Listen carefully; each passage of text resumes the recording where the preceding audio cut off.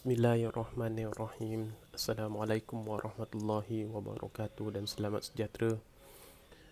Saya Encik Muhammad Syamsul Zamri bin Wahid, Pegawai Perhubungan Latihan Industri Politeknik Port Dickson.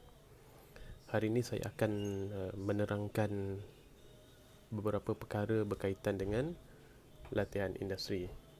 Terlebih dahulu saya harap pelajar-pelajar boleh log in ke dalam SPMP masing-masing. So dalam SPMP, kalau pelajar-pelajar login boleh tengok ada 5 appendix. Okey, appendix 1, 2, 3, 4 dan 5. So hari ini saya akan menerangkan beberapa perkara berkaitan dengan appendix, buku jurnal, final report, cuti dan sebagainya. Okey.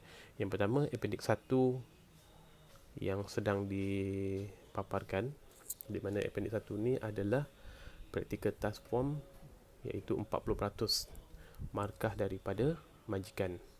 So pelajar-pelajar boleh beri kepada majikan appendix 1 ni pada minggu ke-17 latihan industri. Minta majikan isi sebaiknya. Okey.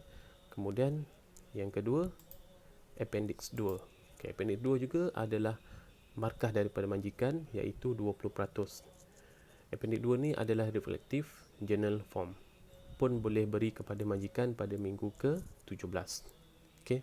Walaupun awak pelajar-pelajar tengok di bahagian bawah ada tulis by 20 weeks of training student must return the complete form appendix 1 dan 2 tu, sama ada awak post, fax ataupun email.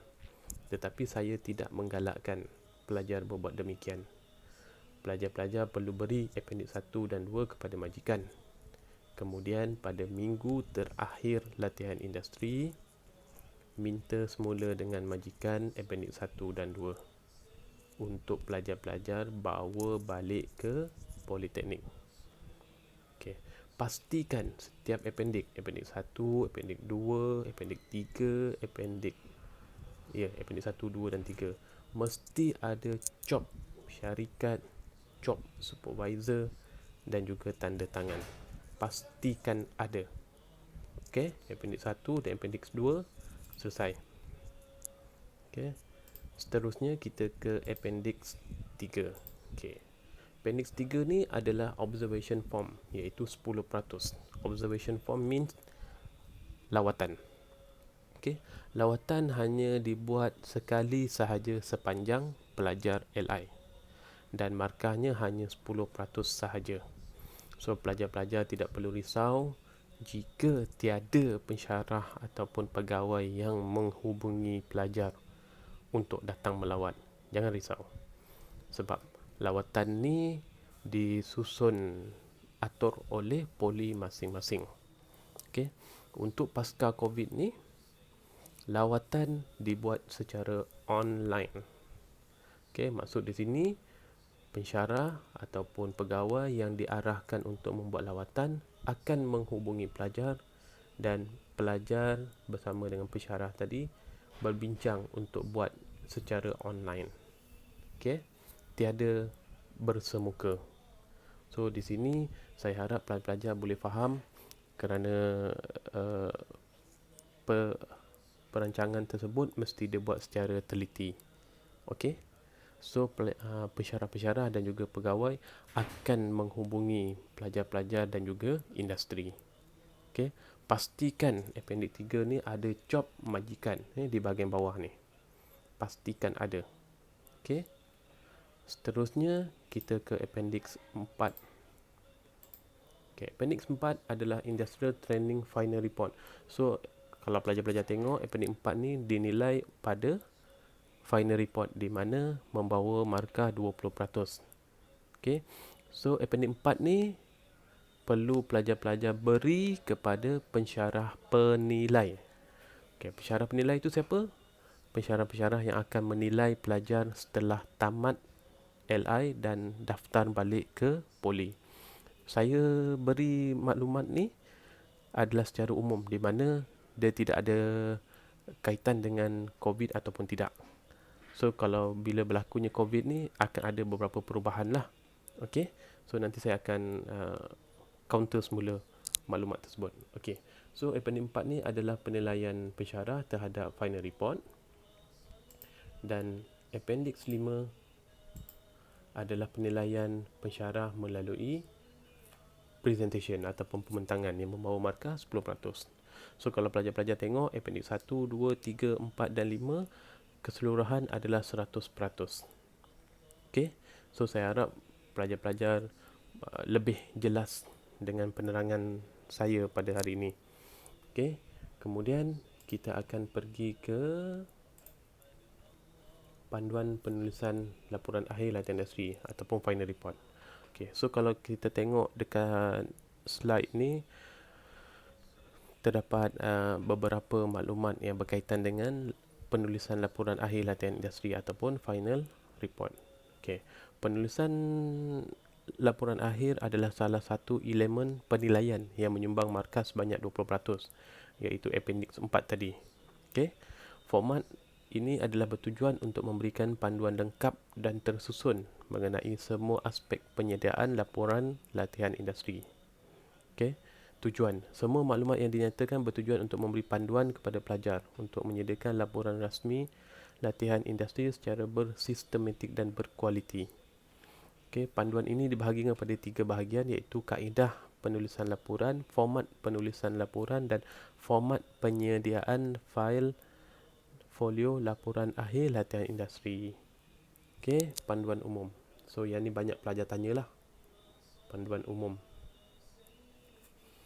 Laporan hendaklah ditype pada kertas putih dan disusun mengikut urutan yang betul. Penulisan laporan akhir hendaklah menggunakan kertas bersaiz A4. Okay. Laporan boleh ditulis dalam bahasa Melayu atau bahasa Inggeris sepenuhnya. Okay. So pelajar dah boleh jelas di sini. So bahasa Melayu atau bahasa Inggeris, itu saja. Dia tak boleh campur-campur. Tak boleh pada bab 1 bahasa Inggeris, bab 2 bahasa Melayu, bab 3, bab 4 bahasa Inggeris semula, tak boleh. Okey, walau bagaimanapun, sekiranya pelajar berminat untuk menulis topik-topik tertentu dalam bahasa Inggeris, pelajar dibenarkan berbuat demikian dengan syarat setiap topik ditulis dalam bahasa Inggeris sepenuhnya. Okey. Muka surat sekurang-kurangnya di antara 50 hingga 80 muka surat bercetak, tidak termasuk lampiran. Okey. Di sini tidaklah bermaksud kalau lebih 80 muka surat tidak dibenarkan, tidak sama sekali. Okey, yang kita tidak galakkan adalah di bawah 50 muka surat. Okey, contoh pelajar dah buat semua, sekali print 46 muka surat. So itu kita tak galakkan.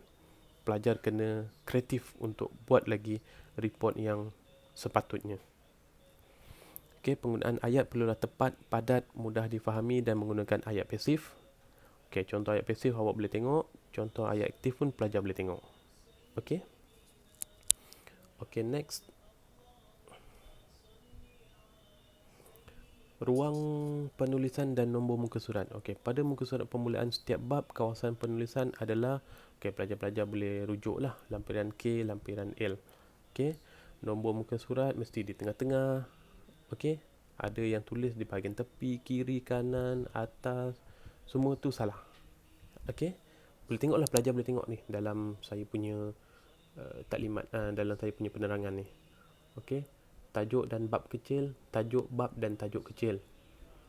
Okey, setiap tajuk bab hendaklah ditype dengan menggunakan huruf besar, dan setiap tajuk kecil pula hendaklah ditype dengan huruf kecil dan ditebalkan. Okey, ejaan, penggunaan istilah bahasa Inggeris, penggunaan huruf besar. Okey, format penulisan laporan akhir latihan industri, format kandungan. Okey, pelajar-pelajar boleh tengoklah kandungan hadapan, kandungan laporan dan juga kandungan lampiran. Okey, ringkasan kandungan. Bab 1, pengenalan latihan industri, pengenalan, pendahuluan, objektif latihan industri, objektif laporan dan kepentingan latihan industri kepada pelajar. Latar belakang organisasi. Latar belakang organisasi, pengenalan, latar belakang. Okey, macam saya bagi tahu tadilah. Ada sebahagian organisasi latar belakangnya di dalam bahasa Inggeris. So, kalau boleh pelajar-pelajar kalau nak buat dalam bahasa Melayu, pelajar-pelajar kena translate dalam bahasa Melayu. Jika tidak, pelajar-pelajar kekalkan dalam bahasa Inggeris dan bahagian yang lain kena tulis dalam bahasa Inggeris. Okey. Okey, latar belakang ni kena berhati-hati. Dekat sini pun kita dah ada nyatakan pelajar dinasihatkan supaya berbincang dengan pengurusan organisasi sebelum menulis atau melaporkan hal-hal kegiatan organisasi supaya ia tidak bertentangan dengan dasar atau polisi organisasi berkenaan. Saya berharap sangat jangan Google, ambil maklumat dari Google. Okey, pelajar-pelajar perlu merujuk dengan HR ataupun pegawai-pegawai yang bertanggungjawab. Okey, bab 3, ringkasan aktiviti latihan industri. Ringkasan aktiviti latihan ditulis dalam bentuk ringkasan atau rumusan yang dibuat setiap minggu dari minggu pertama hingga minggu terakhir. Ianya boleh dinyatakan dalam bentuk jadual. Okey, laporan teknikal. Ada pelajar yang WhatsApp, yang chat dengan saya tanya laporan teknikal macam mana. Okey, so di sini saya terangkan. Laporan teknikal adalah merangkumi pelaporan terhadap tugas-tugas atau kerja-kerja yang dipertanggungjawabkan atau dilaksanakan semasa latihan. Bilangan bab yang diperuntukkan adalah satu sahaja. Sekiranya terdapat banyak tugasan atau bahagian yang perlu dilapor dan dinyatakan, ianya boleh dipecahkan kepada subtopik yang berkaitan. Setiap maklumat yang dilaporkan hendaklah disokong dengan gambar rajah, gambar jadual dan sebagainya. Pelajar digalakkan merujuk fakta tersebut melalui bahan-bahan rujukan seperti buku, majalah, jurnal dan lain-lain. Okey, contoh penulisan untuk bab 4 laporan teknikal adalah seperti berikut.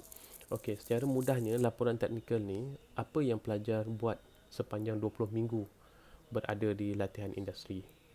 Okey, pelajar-pelajar boleh pilih mana-mana kerja ataupun mana-mana tugasan ataupun mana-mana projek yang pelajar diarahkan, yang pelajar buat. Jadi pelajar boleh masukkan dalam bab 4. Okey, kalau banyak sangat pilihlah yang terbaik. Okey. Okey, bab 5 dapatan dan cadangan tak ada masalah, bab 6 kesimpulan. Okey. Dan juga rujukan. So di sini kalau pelajar-pelajar tengok, okey, halaman CD. So CD perlu disertakan dalam clear plastic CD cover sleeve. Rajah 2 berikut adalah contoh format halaman CD yang telah ditetapkan mengikut jabatan. Okey. Macam saya bagi tahu daripada awal tadi, format ataupun panduan ni adalah untuk secara umum, di mana waktu kita menulis format ni, kita menulis panduan ni, kita tidak terkesan oleh mana-mana COVID ke ataupun mana-mana wabak. Okey. So sekarang ni just pelajar-pelajar just tengok saja dulu. Okey. Kemudian bahan pembentangan. Okey.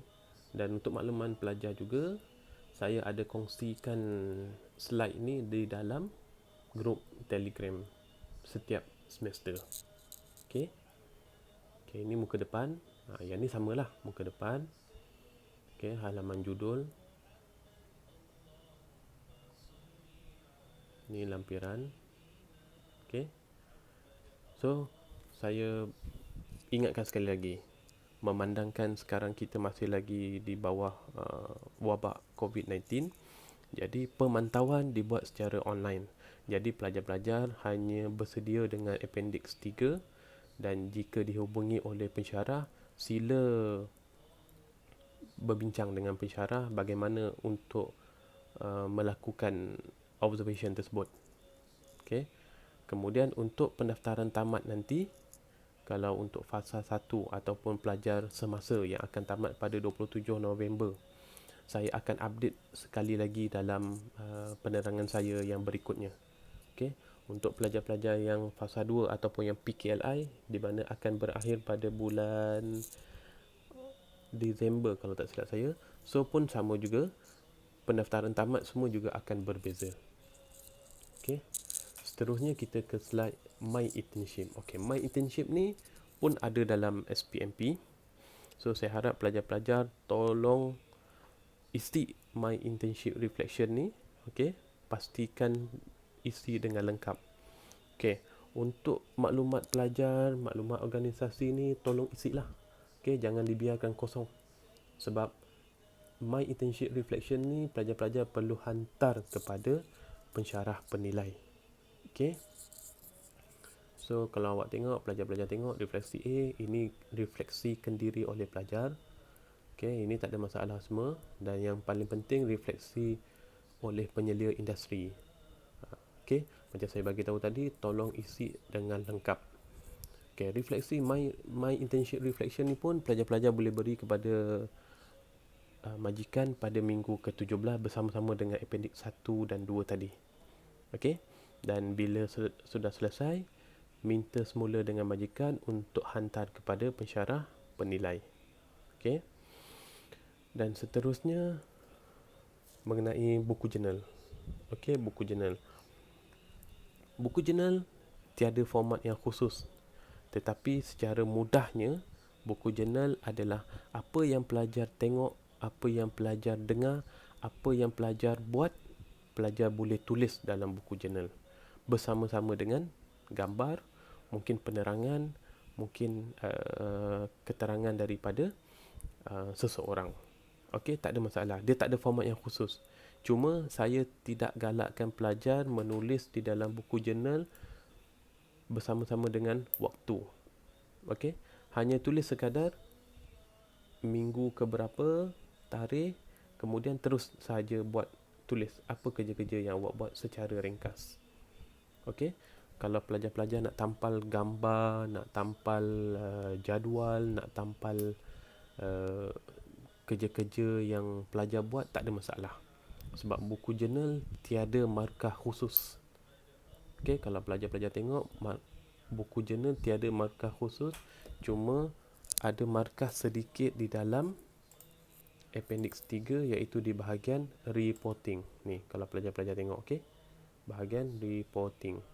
Di mana di situ pun pensyarah akan menilai pelajar sama ada reflective journal pelajar ditulis mengikut aktiviti yang dibuat, adakah reflective journal pelajar dikemas kini selalu setiap hari, dan juga adakah reflective journal pelajar ditulis secara jelas dan kemas.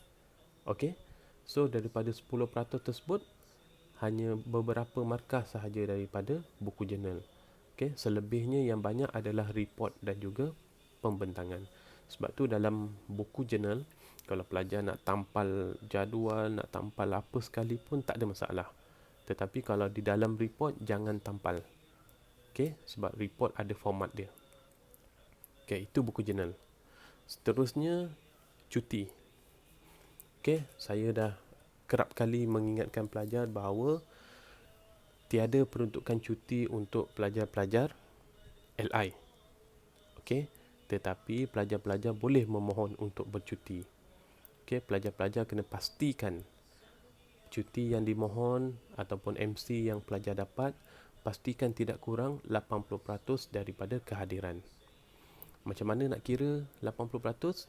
Adalah berdasarkan hari bekerja pelajar. Jika pelajar bekerja 5 hari seminggu, Isnin hingga Jumaat, maka 20 minggu pelajar-pelajar perlu bekerja 100 hari. 80% adalah bermaksud 80 hari. Jadi pelajar-pelajar boleh memohon untuk bercuti jika ada hal, jika ada masalah, jika ada sebarang kejadian. Okay, contoh pelajar memohon bercuti untuk mengambil lesen memandu dan pelajar memohon 2 hari. Mohon dengan syarikat. Tak perlu rekodkan dalam buku ataupun tampalkan dalam buku jurnal borang cuti, tak perlu. Cuma di bahagian depan buku jurnal, kalau pelajar-pelajar perasan, ada ruangan untuk menuliskan kenyataan cuti. Hanya tuliskan di situ sahaja tarikh bercuti, sebab-sebab, bilangan hari dan tanda tangan pegawai yang meluluskan. Okey. Dalam masa yang sama, jika hendak mohon cuti, ikut prosedur syarikat. Kalau syarikat kata kena isi borang cuti syarikat, pelajar-pelajar kena isi. Kalau syarikat kata boleh cuti tapi potong allowance, terpulang pada pelajar. Okey.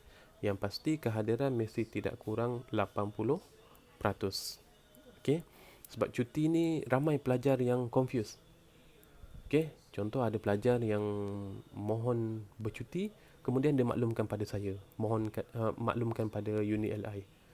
bukan itu prosedurnya. Prosedurnya, okey, pelajar nak bercuti, jumpa dengan majikan, jumpa dengan supervisor, bagi tahu, cik, saya nak mohon cuti minggu hadapan sebab nak pergi hantar keluarga ke airport contoh, ataupun mohon bercuti kerana untuk mengambil lesen memandu pada minggu hadapan. Okey, kemudian supervisor kata isi borang cuti, dan pelajar kena isi lah. Isi, dan bila dah dapat kelulusan, baru tulis dalam buku jurnal kenyataan cuti di bahagian depan sekali. Tidak perlu tampal dalam buku jurnal. Sama juga dengan MC. Apabila pelajar dapat je MC, terus beri kepada majikan. Tak perlu buat salinan. Tak perlu maklumkan pada saya. Tak perlu maklumkan pada unit LI. Cik, saya MC 3 hari. Tak perlu. Okey? Tapi MC kena ingat. MC dikira. Okey, contoh. Pelajar demam. Demam panas ataupun disyaki. Disyaki denggi. Bila denggi, disyaki denggi akan dapat MC lebih kurang 7 hari. Dan kalau masih lagi tak sihat, doktor akan sambung lagi MC 7 hari. Bermaksud dekat situ pelajar-pelajar dah MC lebih kurang 14 hari. So kalau bila kita tengok kelayakan masih lagi cukup 80%. Tetapi kita berharap jika pelajar-pelajar memang tak boleh meneruskan latihan industri disebabkan sakit ataupun kemalangan, kita berharap sangat pelajar-pelajar tolong buat penangguhan supaya dia tidak mengganggu markah pelajar gagal. Okey, bila buat penangguhan, pelajar-pelajar tak ada apa-apa, okey, markah pun tak ada. So pelajar tangguh dan semester berikutnya kena sambung jika telah sihat. Okey. Saya rasa itu sahaja untuk permulaan, dan saya harap pelajar-pelajar ada lagi beberapa minggu untuk habis, dan kalau ada apa-apa saya akan update di dalam video seterusnya. Itu sahaja. Terima kasih. Assalamualaikum.